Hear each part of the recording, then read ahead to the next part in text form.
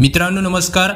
11 जून दुपारचे 12 वाजत आहेत। मित्रांनो आता लगेच दुपार आणि संध्याकाळच्या दरम्यान राज्यातील वातावरणाची स्थिती बदलण्याची दाट शक्यता आपल्याला या ठिकाणी रडारवरती दिसून येत आहे। बऱ्याचशा जिल्ह्यांमध्ये या ठिकाणी जोरदार ते मुसळधार स्वरूपाच्या पावसाचा येलो अलर्ट ते ऑरेंज अलर्ट वर्तवण्यात आलेला आहे। तर काही जिल्ह्यांमध्ये या ठिकाणी दुपार ते संध्याकाळच्या दरम्यान मध्यम पावसाचा अंदाज राहील। तर याची सविस्तर अपडेट आपण या व्हिडिओमध्ये जाणूनच घेऊयात। तर व्हिडिओ शेवटपर्यंत नक्कीच बघा, जेणेकरून तुम्हाला कळेल की तुमच्या जिल्ह्यांमध्ये पावसाची शक्यता राहणार किंवा नाही।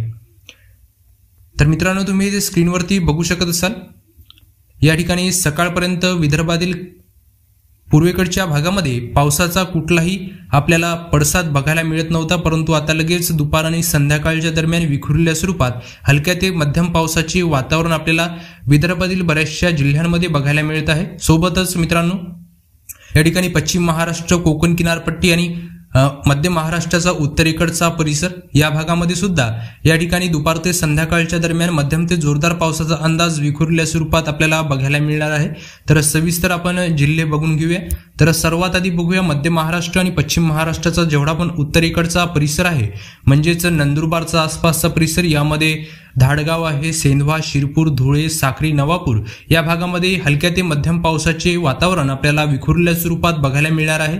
सर्वदूर असा जोरदार पावसाचा अंदाज या परिसरामध्ये राहणार नाही, परंतु ठिकठिकाणी विखुरलेल्या स्वरूपात पावसाचा अंदाज या ठिकाणी असणार आहे।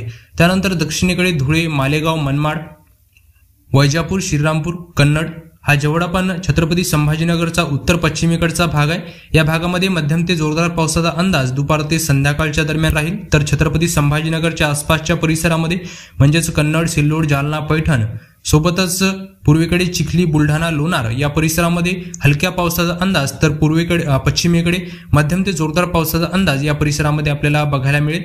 तर दक्षिणेकडे अहमदनगर, जामखेड, करमाळा, इंदापूर, बारामती आणि दौंड या भागामध्ये मध्यम ते जोरदार स्वरूपाचा पाऊस आपल्याला बघायला मिळणार आहे। त्यानंतर मित्रांनो पावसाचा जो जोरदार पावसाचा अंदाज हा मध्य महाराष्ट्रातील दक्षिणेकडच्या परिसरामध्ये वाढण्याची शक्यता आहे।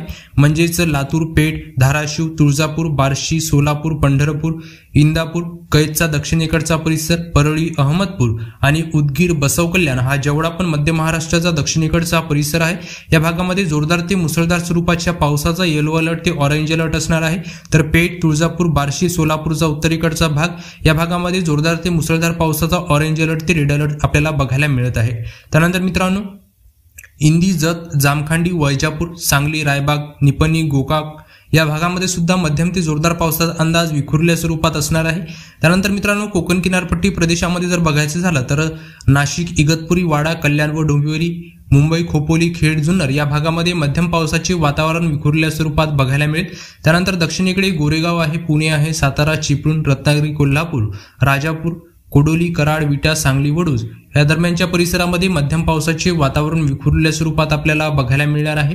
किनारपट्टीलगत भागाच्या दरम्यान पावसाचा अंदाज म्हणजे पावसाचा जोर वाढण्याची शक्यता देखील आपल्याला बघायला मिळू शकते।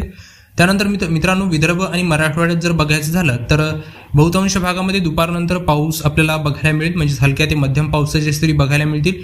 यामध्ये नांदेड, वागला आहे, सोबतच सैलू, माजलगाव, लोणार, चिखली, बुलढाणा, वाशिमचा काहीसा परिसर म्हणजेच पश्चिमेकडचा परिसर या भागामध्ये हलक्या पावसाच्या सरी किंवा हलक्या पावसाचे वातावरण दुपार ते संध्याकाळच्या दरम्यान आपल्याला बघायला मिळेल। त्यानंतर उत्तरेकडे जर बघायचं झालं तर खामगाव आहे, अकोला, अकोट, अचलपूर या भागामध्ये सुद्धा हलक्या पावसाचे ढगाळ वातावरण आपल्याला दुपार ते संध्याकाळच्या दरम्यान बघायला मिळेल। सोबतच या ठिकाणी यवतमाळचा दक्षिणेकडचा परिसर म्हणजेच पांढरकवडा आहे, दिग्रस, दारवा, नेर, पुसद, उमरखेड या भागात सुद्धा ढगाळ वातावरण आपल्याला बघायला मिळेल, परंतु पावसाची शक्यता या भागामध्ये जास्त करून राहणार नाही, अगदी कमी प्रमाणामध्ये म्हणजेच हलक्या पावसाच्या सरी या परिसरामध्ये विखुरलेल्या स्वरूपात बघायला मिळतील। त्यानंतर मित्रांनो पूर्वेकडे नागपूर, भंडारा, उमरेड, कोंढाली, संसार, घोटी, ताडोबा, त्यानंतर गोंदियाचा आसपासचा परिसर, गडचिरोली, चंद्रपूर, राजुरा हा जेवढा पण या ठिकाणी पूर्व विदर्भाचा परिसर आहे, या भागामध्ये विखुरलेल्या स्वरूपात दुपार ते संध्याकाळच्या दरम्यान हलक्या ते मध्यम पावसाचे वातावरण आपल्याला बघायला मिळत आहे। सर्वदूर असा पाऊस या परिसरामध्ये राहणार नाही, परंतु विखुरलेल्या स्वरूपात हलक्या ते मध्यम पावसाचे वातावरण या भागामध्ये असणार आहे।